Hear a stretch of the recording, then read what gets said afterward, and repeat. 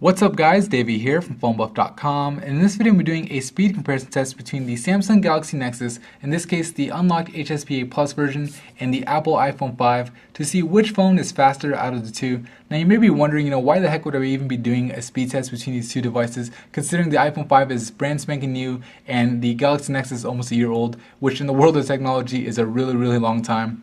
But the reason why I'm doing is because one, the Galaxy Nexus is still the current flagship Nexus device from Google, and two, it's running the latest version of Android Jelly Bean 4.1.1 with all of the Project Butter enhancements, so it should be able to hold its weight. So with that said, we'll go ahead and start the speed test. I'll start off with a boot up test. Press and hold both power buttons at the same time and let them load their respective OSs.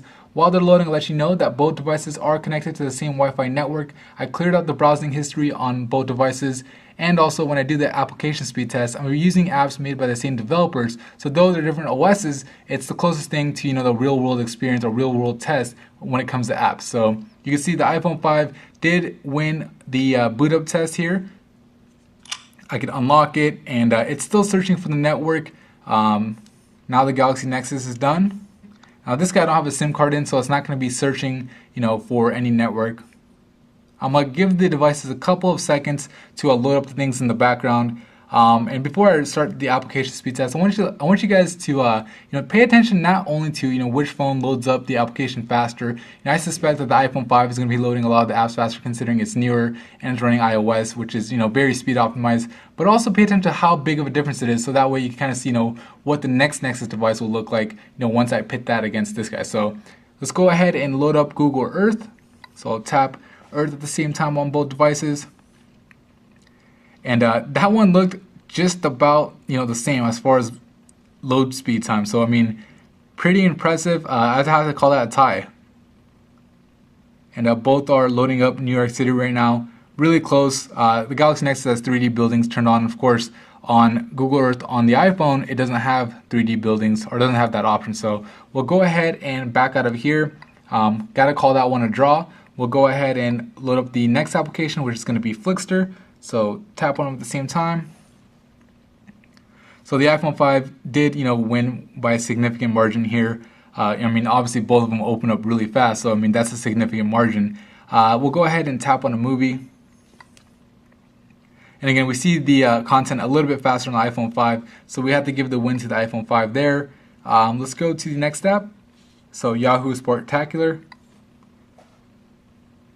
Again, we're seeing the scores already, and now we're seeing it on the Galaxy Nexus. So another win for the iPhone 5. And what other apps do we have left? We'll do YouTube. So we saw the startup page first on the iPhone 5. Let's see which one gives us the content first.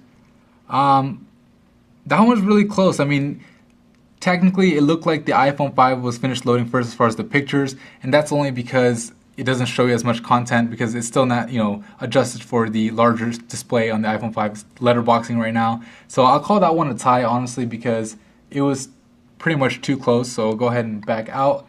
And let's go ahead and run another application speed test. We'll do TED. So open you shut one up.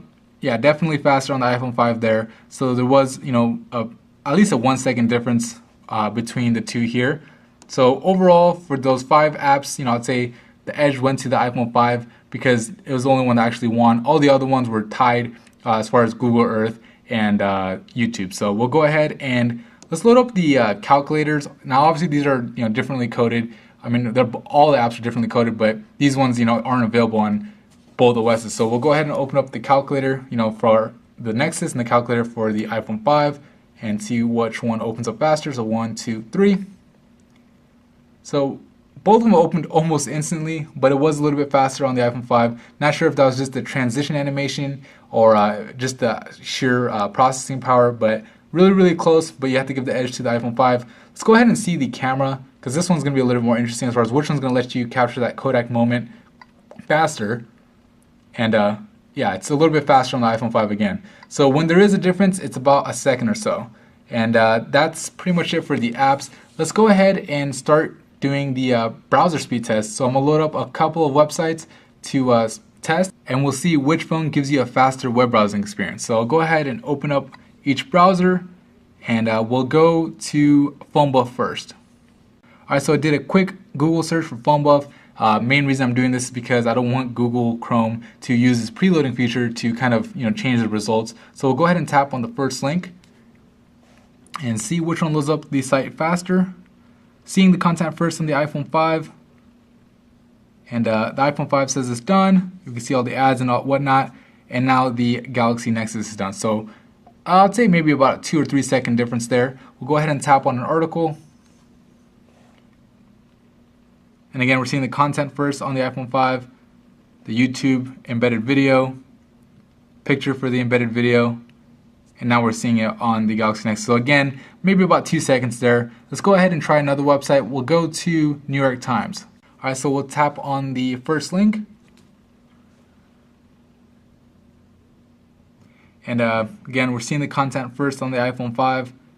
And we're actually at the mobile site over here. But this actually finished just about the same time as the mobile site did over here. So that kind of shows you the difference here as far as the which one loads up faster. I mean, this one loaded up the full website with all the pictures and all the content, where this guy took the same amount of time to load up just the mobile site. So pretty impressive for the iPhone 5. We'll do one more test. We'll go to, let's say, NFL.com, see if we can actually see if both of them load the same type of website. Alright, so we'll go ahead and tap on the first link. And this time they're both going to the mobile site. And we're seeing the pictures, and we got a little pop-up for a promotion to download their app. Go ahead and X out of there. Same thing over here. So again, faster on the iPhone 5. I think that pretty much gives you a clear idea as far as the speed difference between the two. We'll go ahead and run a BrowserMark benchmark just to give you a score to look at.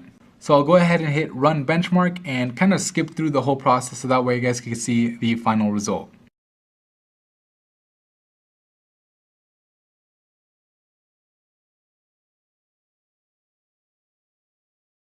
Alright, so the BrowserMark benchmark is done on both devices, and you can see that the iPhone 5 did score higher with the score of 187,608 compared to the score of 109,591 on the Galaxy Nexus. So both are actually really high scores. Of course, the iPhone 5 is a lot higher.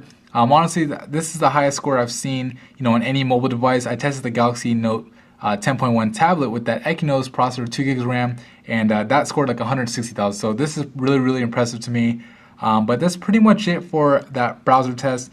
Yeah, so overall, I mean, you're going to get a lot faster device in the iPhone 5 compared to the Galaxy Nexus, but we kind of already knew that. I have to say I'm pretty impressed with the performance that the Galaxy Nexus gave up with that Android 4.1.1 Jelly Bean optimization. Really excited to see the next Nexus device. I'm going to be pitting it against the iPhone 5, so definitely stay tuned for that. So subscribe to the channel.